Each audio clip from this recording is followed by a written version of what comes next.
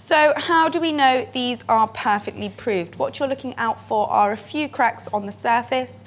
You want it in a nice mound, a rounded edge, sorry, not sitting completely flat and level, and it should be reaching the top of the tin like so.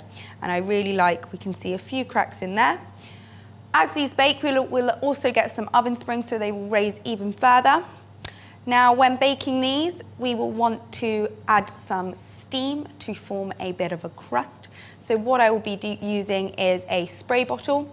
At home, you can use a handful of ice cubes. You may want to use a cup of cold water as well into the chamber of the oven. As that cold water hits the base of the oven, it will evaporate.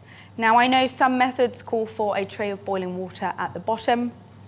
However, you then need to remove that tray of boiling water halfway through the bake so that the crust can then dry out and retain itself and you get some caramelization.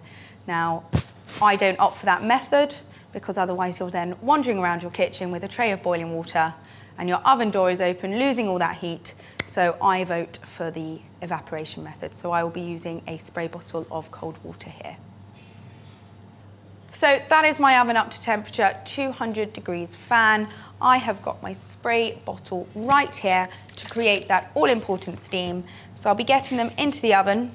These ones bake for 40 to 45 minutes, and then I will be turning once halfway through the bake, because although I bake on a fan setting, we still do get hot spots, and I want a nice even bake between the two loaves. So let's get them baked.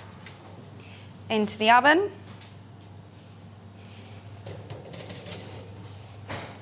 Then I will be using my spray bottle to spritz the oven, creating steam. The bottom and the sides of the oven to do so. And then setting my timer. 25 minutes, then I'll turn them and check. And then I'll pop it on for another 20 to 25 minutes.